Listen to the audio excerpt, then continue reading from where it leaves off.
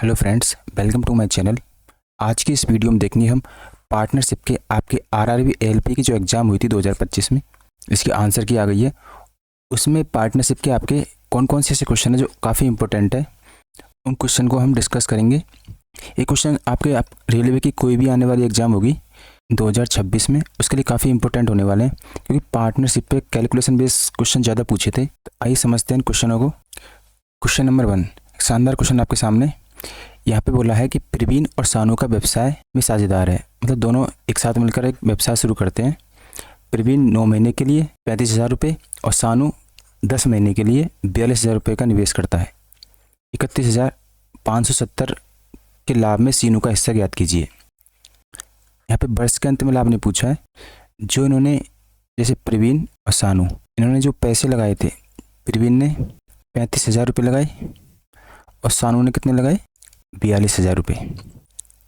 प्रवीण ने तो 9 महीने के लिए लगाए थे, और उसके बाद बोला है सानू जिसने ये पैसे 10 महीने के लिए लगाए थे। इसके बाद जो इनको लास्ट में प्रॉफिट हुआ था 31,570 रुपये का। अब पूछा है कि जो लाभ हुआ था उसमें से इस सीनू का हिस्सा बताना है आपको। सीनू का हिस्सा बताना, सीनू का हिस्सा क्या है। ऐसे क्वेश्चन में सबसे पहले हम, अगर आपसे साल का पूछता तो वो क्वेश्चन मैंने आगे दे रखे हैं, उनको आगे समझ लेना। पहले यहाँ पे हम 3 जीरो से 3 जीरो काट देंगे। अब देखना आपस में किसी से कट रहे हैं। ये 35 कट जाएगा 5 से 7 बार, और 10 कट जाएगा 2 बार। उसके बाद 7 से 42 कट जाएगा 6 बार। अब यहाँ से अपना रेशो निकल के आया, प्रवीण का तो आ गया 9 और सीनू का आया 12। इसको भी काट लेंगे 3 से, 3 अनुपात 12 कट जाएगा 4 बार। अब वर्ष के अंत में जो लाभ हुआ है इनको 31,570 रुपये का, उनको आपस में बांट देंगे। 4 और 3 को जोड़ेंगे तो 7 आ जाएगा।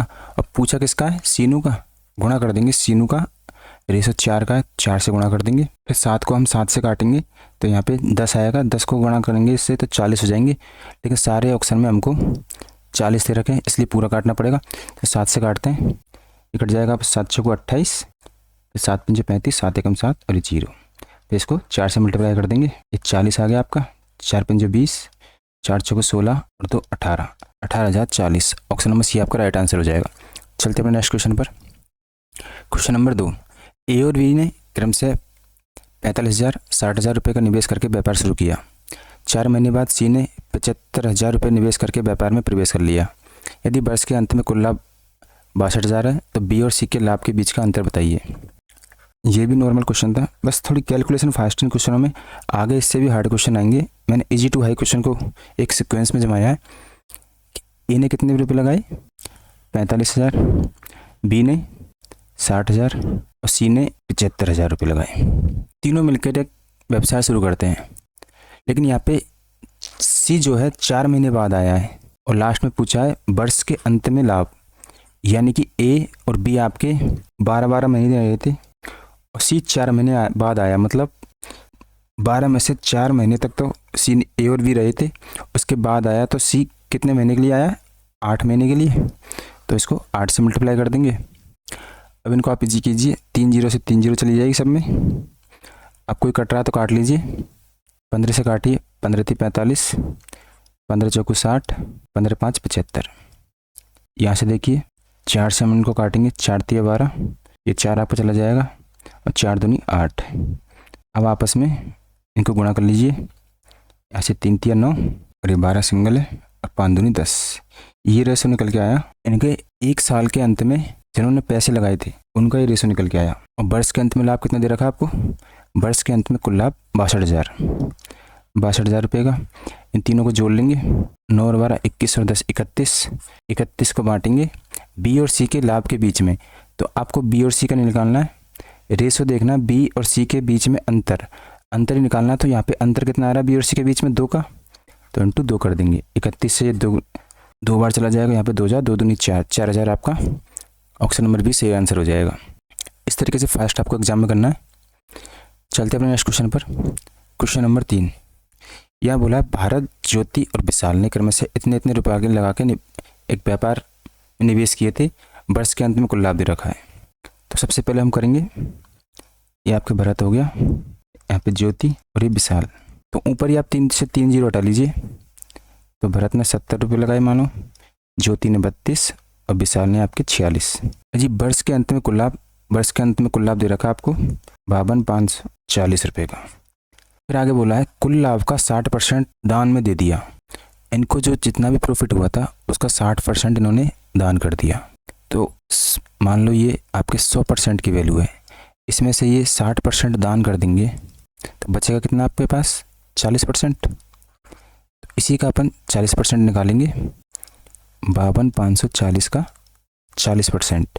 तो 2 जीरो से 2 जीरो नीचे परसेंटेज 2 जीरो चली जाएगी। 4 को मल्टीप्लाई करेंगे इससे तो 4 चौके 16, 4 पंजे 20 और 21, 4 दूनी 8 तो 10, 4 पंजे 20 और 21। इतने रुपये लास्ट में इनको जो लाभ हुआ था उसमें मिले थे 21,016 रुपये। इनको जो लास्ट में प्रॉफिट हुआ था वो मिले हैं। अब इन्हीं को आपस में बांटना है। बस आपको लाइन को देखना, क्वेश्चन को पढ़ते चलना है और ऐसे ही सॉल्व करते चलना है कि वर्ष में पूछा है तो सबका नीचे 12 आएंगे तो उनको लिखने से भी कोई मतलब नहीं है, क्योंकि ये लास्ट में आपस में कट जाते हैं। अब यहाँ देख लेते हैं जो पैसे लगाए थे वो किसी से कट रहे हैं, तो यहाँ 2 से काटेंगे तो आधा हो जाएगा 35, ये आधा हो जाएगा 16, 46,000 हो जाएगा आपके 23। इन तीनों को जोड़ लेंगे, 30, 40 और 20 60 हो गए आपके। 6 और 5 11 और 3 15, यानी कि 6 और 5 11 3 14, यानी कि 74। इन तीनों का टोटल योग निकल के आया आपका 74। 2116/74 आ जाएगा। बाद में क्या पूछा लास्ट में, शेष राशि उनके बीच अनुपात में वितरण की गई विशाल का हिस्सा। तो विशाल का हिस्सा आपको बताना है, विशाल का हिस्सा है 23 से मल्टीप्लाई कर देंगे। जिसका पूछे उससे गुणा कर दो, क्योंकि अपन एक एक का निकालेंगे फिर माइनस करेंगे तो काफ़ी लेंदी हो जाएगा, इसलिए जिसका पूछा है उसका माइनस कर दो।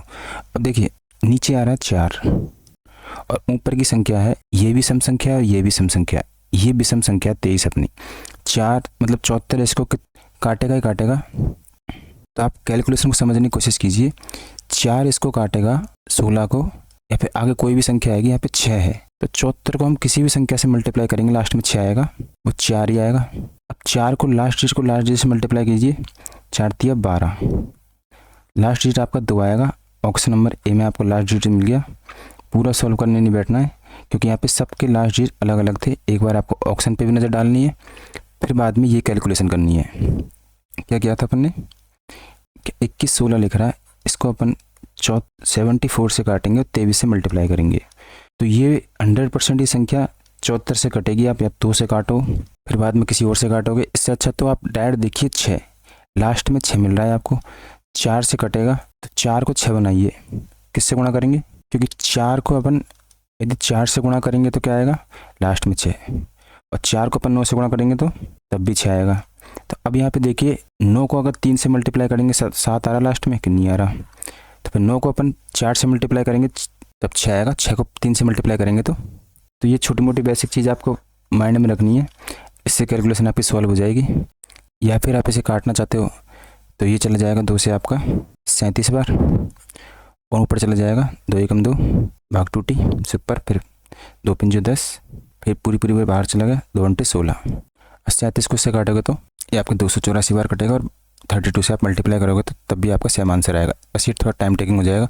चलते हैं अपने नेक्स्ट क्वेश्चन पर। क्वेश्चन नंबर 4, शानदार क्वेश्चन आपके सामने बोला है ए और बी क्रम से 93-54 निवेश करके व्यापार शुरू करते हैं। बी 3 महीने बाद व्यवसाय छोड़ देता है। फिर सी वर्ष की शेष अवधि के लिए 28 रुपये निवेश करके व्यवसाय से जुड़ जाता है। तो जितना बोला आप क्वेश्चन में पहले उतना कीजिए। ए और बी अपने 3 जीरो से 3 जीरो कट जाएगी, ये 93 और ये 54, इतने रुपये लगा के व्यवसाय में शुरू हुए। फिर उसके बाद बी 3 महीने बाद, मतलब ये 3 महीने तक रहा है, फिर व्यवसाय में से हट गया। फिर उसके बाद कौन आता है सी, फिर सी आता है शेष अवधि के लिए। 12 में से 3 महीने तक तो बी रहा था, फिर सी कितने महीने के लिए आएगा 28 रुपये लेके 9 महीने के लिए आया, ठीक। और ए रहा था अपने 12। तो पहले इनका रेशो देख लेते हैं, आपस में काटते हैं, देखते हैं किसी से कटे। 3 से कट जाएगा 12 4 बार, 3 कट गया, 3 तिया 9। उसके बाद ये 2 से कट जाएगा, फिर ये कटेगा 2 से, 2 दूनी 4, 2 सत्ते 14, फिर 2 से 28 कटेगा 14 बार।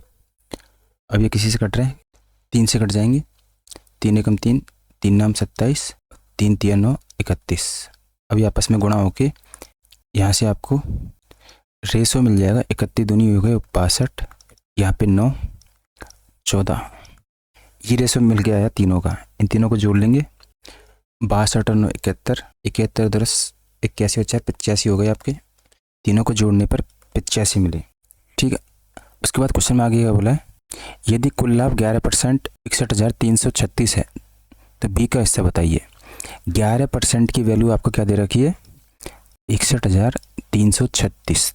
तो 100% की वैल्यू निकालिए, तो हम 11 का भाग देंगे इसमें।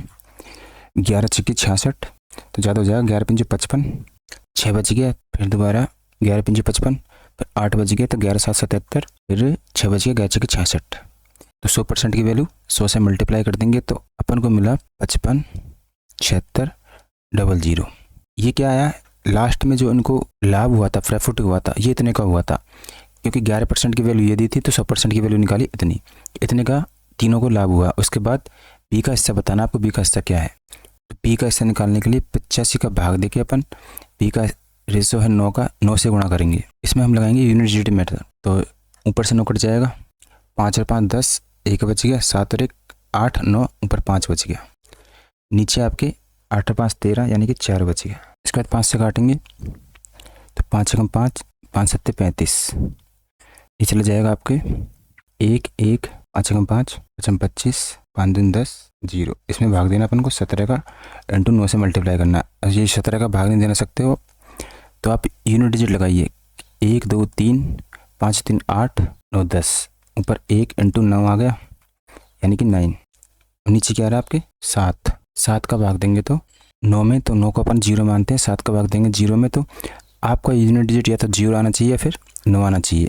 ऑप्शन की तरफ देखते हैं, 9 कट जाएगा, 7 5 12, यहाँ से आपके 2 आया, तो ऑप्शन नंबर ए नहीं होगा, दोनों चले जाएंगे, 5 और 5 10, यहाँ से यूनिट डिजिट 1 मिला, बी भी नहीं होगा, 9 चला जाएगा, 5 और 4 9, यहाँ से आपके 0 मिला, 9 से 9 गया, 5 5 10 और 11 और 8 19, यहाँ से आपको 9 मिला, तो ऑप्शन नंबर सी आपका राइट आंसर हो जाएगा। तो सारी चीज़ें आनी चाहिए मैथ में आपको।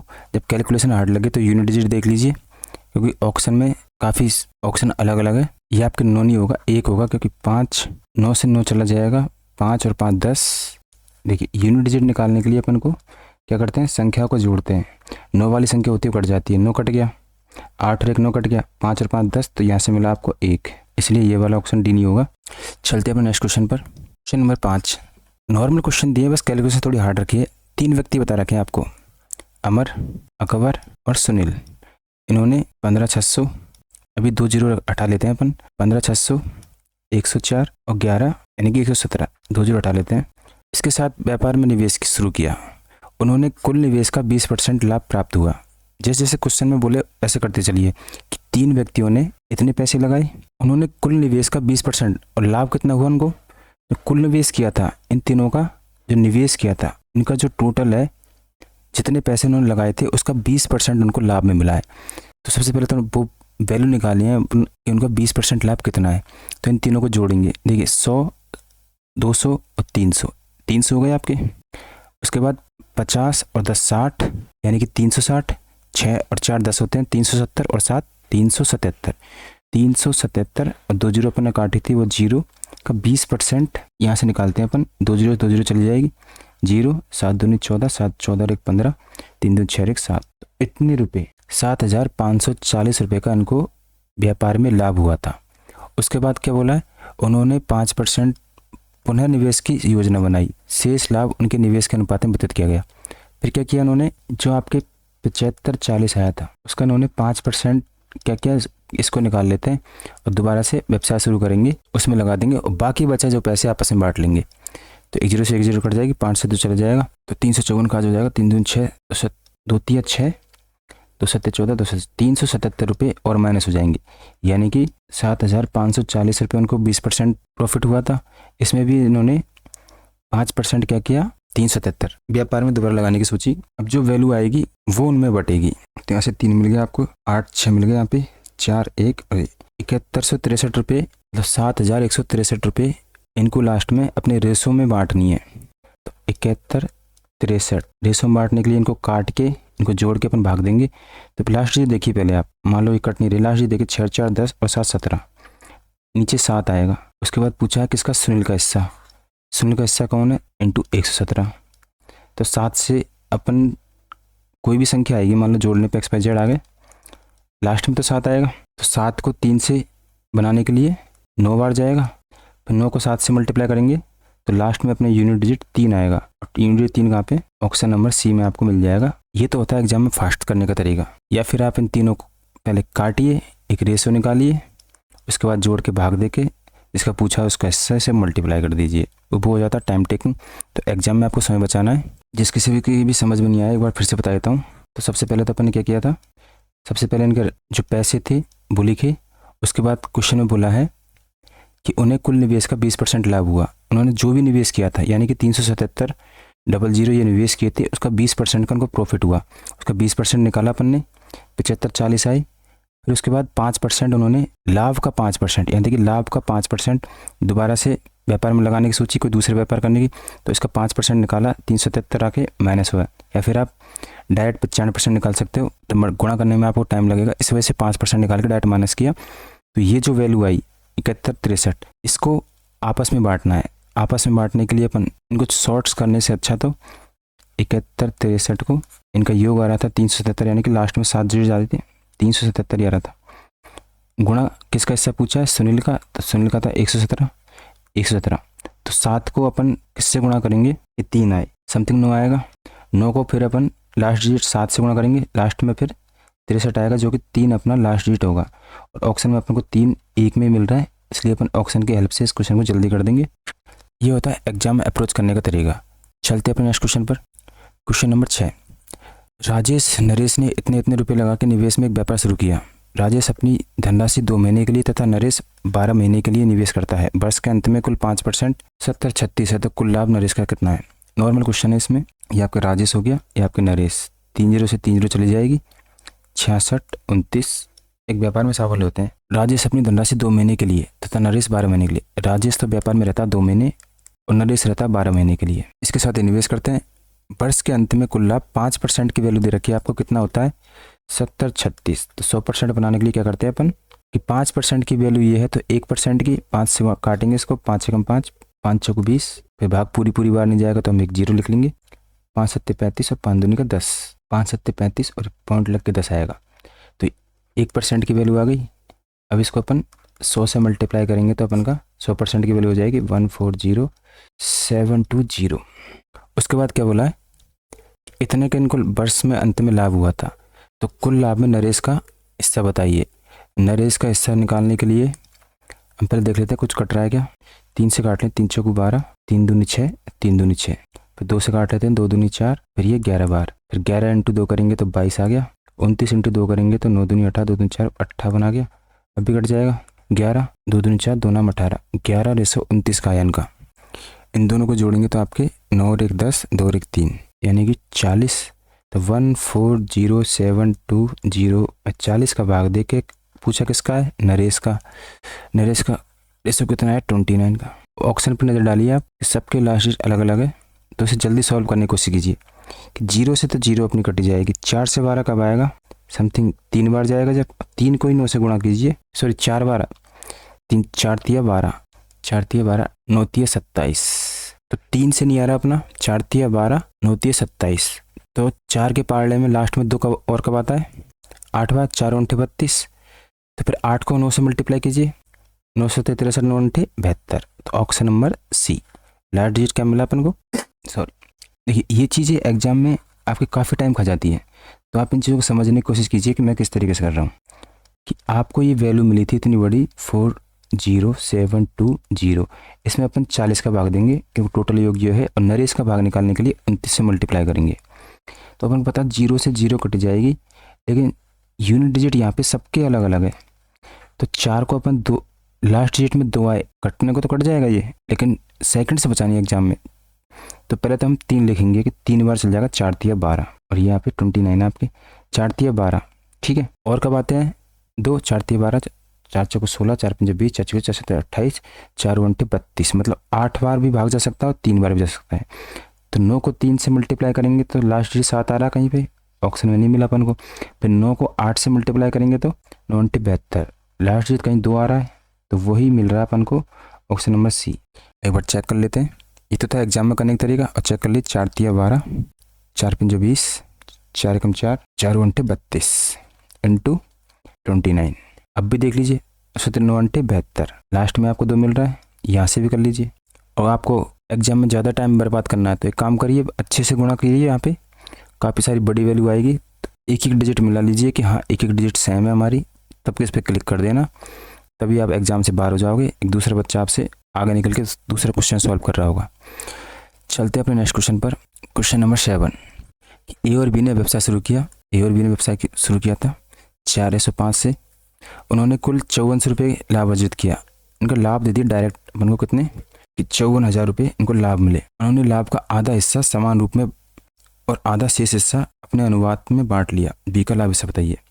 देखिए इस लाइन को अच्छे से पढ़िए कि क्वेश्चन में बोला क्या है कि इन्होंने जो लाभ मिला था उसका आधा हिस्सा, तो पहले तो आधा कीजिए इनका, 54 का आधा करेंगे, 2 से भाग ले दिए, 2 सत्ते 14, सॉरी 2 दूनी का 4, इधर 27,000, इधर 27,000।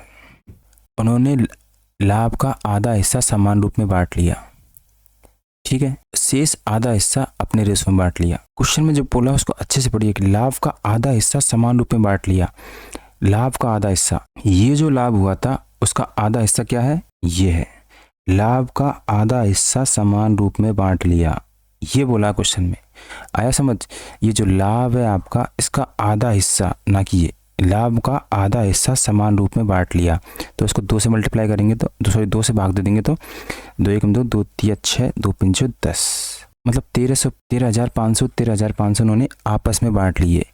और फिर बोला शेष आधा हिस्सा ये अपने निवेश के अनुपात में, मतलब 4:5 में, 4 5 9 इंटू किसका पूछा है, बी का आ जाएगा 5, तो बी का हिस्सा बताना आपको। एक बार समझ में नहीं आया फिर भी देख लीजिए कि 5400 रुपये उनको लास्ट में लाभ मिला था, उसके आधा हिस्सा समान रूप में बांट लिया। 1301 ने लिए थे और 13,500 एक ने लिए थे।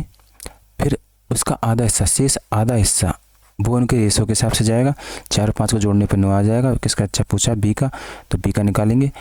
9 तिया 27, यहाँ पे 3000 आ गया, 5 तिया 15, ये 1500 आ गई, 1500 5 तिया 15 यानी कि 15,000, ठीक है। 15,000 बी के तो एक हो गए जो रेशो के अनुपात में थे, और 13,500 अपन सेपरेट बांटे थे, ये हो गए 28,500। बी का हिस्सा क्या है, 28,500, ऑप्शन नंबर बी आपका सही आंसर हो जाएगा। चलते हैं नेक्स्ट क्वेश्चन पर। क्वेश्चन नंबर 8, इसका सबसे हार्ड क्वेश्चन यही है, इससे हार्ड कोई क्वेश्चन नहीं थे अब तक के। मैंने सारे इंपॉर्टेंट क्वेश्चन ले दिए। स्टार्टिंग में 0 लेवल रखा था, फिर धीरे धीरे मैंने क्वेश्चनों को लेवल हार्ड किया। अब यहाँ पे पढ़िए कि 3 व्यक्ति दे रखे हैं आपको, पी, क्यू और आर, एक व्यवसाय शुरू करते हैं जिसमें उनके निवेश का अनुपात इतना है। रेशो में दिया आपको 6:3:15 में। 5 महीने बाद क्यू अपने निवेश का 80% वापस ले लेता है, और आर ने वर्ष की समाप्ति से पहले, तो इस क्वेश्चन को पूरा पढ़ने से पहले जितना बोला उतना कीजिए, क्योंकि कन्फ्यूज हो जाओगे बाद में आप। कि देखिए पहले तो आ जाते हैं अपन पी पर। पी ने रुपये लगाए 6, 5 महीने बाद क्यू ने अपने निवेश का, क्यू ने कितने रुपए लगाए थे, क्यू ने 3, और आर ने कितने रुपए लगाए थे, 15। तो इसको काटने की कोशिश कीजिए। 3 दूनी 6, 3 एकम 3 और 3 पंजो 15। इस रेशो में इनके पास पैसे हैं। 5 महीने बाद क्यू ने अपने निवेश का 80% को अपन क्या बोलते हैं, 80/100 बोल देते हैं, या फिर इसका भाग देके अपन इसको बोल देंगे 0.8 बोल देते हैं, या फिर इसको आपस में काटेंगे तो 4/5 आ जाएगा। तो चलो रेशो से करके देख लेते हैं। 80% आपके क्या आया, 4/5, ठीक है।